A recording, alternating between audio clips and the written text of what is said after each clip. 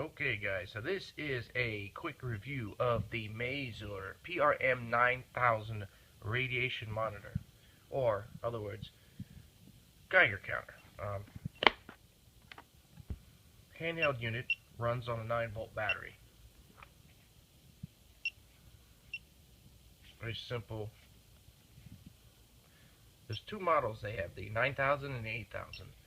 You can tell the difference because the 8000 has a screen here for the tube. That's probably an LND 712. The 9000 has a huge screen on the back. What the difference is that the 9000 is way more sensitive than the 8000. It's just by the nature of the tube.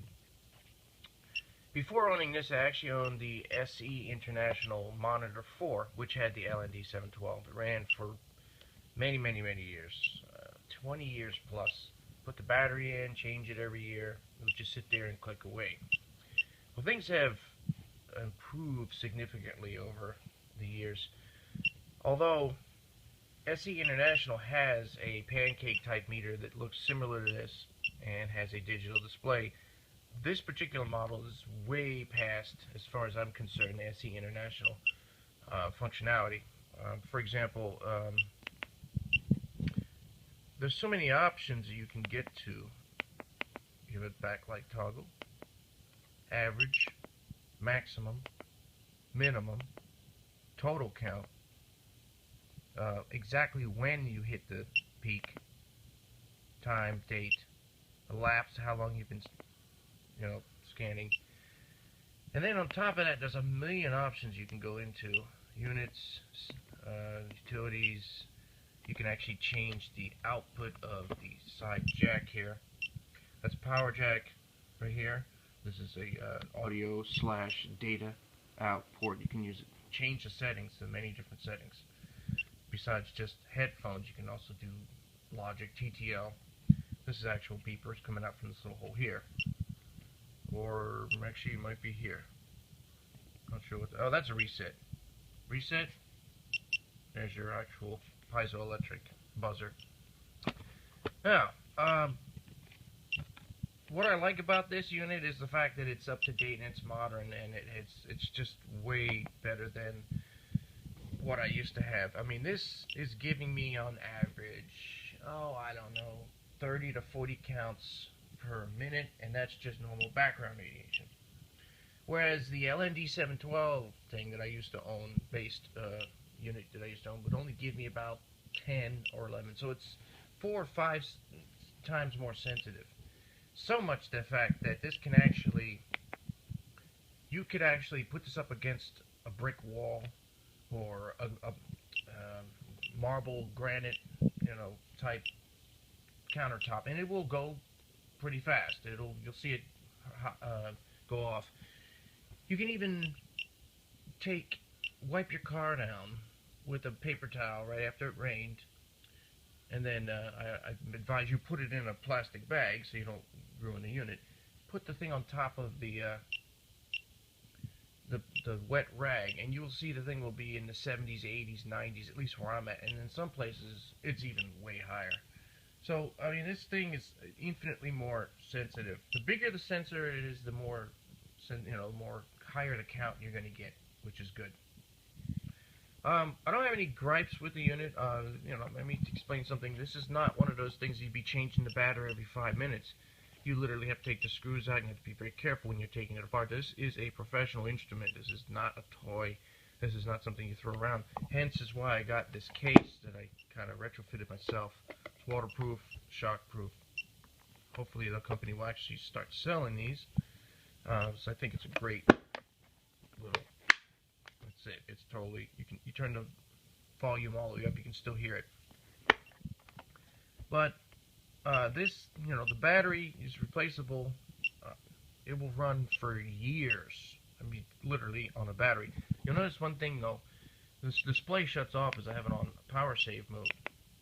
So when the display is off, it runs for a long time. When the display is on with no light, it runs for less, obviously, and with the light, it runs even less than that. Now, in the old days, they used to have analog meters. and they don't draw any power to do a click. Digital meters, obviously, the display draws power. Look at it like a smartphone. It's like your iPhone. It can sit there, it can run. The display is off. You can listen to music for a day or so, and it ain't gonna do anything. But the display's on, you're gonna be down in 4 or 5 hours. So it's the same concept. You put it on power save mode, it'll be good for a long, long time. Or you could buy the AC adapter for 30 bucks. I like not being tied to the grid on this, in case some kind of surge blows the thing up. This is an expensive unit. This is $500–600. About the same price as the SE International model that's digital. Now, what I like about this one is it has alarms, it has features that you can actually set and do timed recordings, and there's a lot of features. You need to get the manual, and I don't mean just the quick manual. You need to get the full manual from their website and download it and read it. It's free. Just go into the section where the downloads are, support or whatever. Read it. You'll see what this thing can actually do. And you can see this thing's just going berserk here, depending on, regular background radiation. I have it set so that if it goes even slightly above 40, maybe up into the 80s, which really isn't that high, it will sound an alarm for a solid minute. It'll just go off like crazy and wake me up, and then I'll deal with the situation. Evacuation, whatever the hell it may be, should never go off. So I look at it as, you want to check something, make sure it's not some crap from China, or just to monitor your background. It's a great little device, even for professional uses as well. There's been some cases where people bought stuff at Target. It was, I think it was a tissue box, and the thing was way off the scale because something in China they messed up, and you just, if you're concerned about that, it's a good little device. Now, measuring food is a totally different story. There's a lot of people that tell you how to do it. It requires a lot of time because you need to sit there.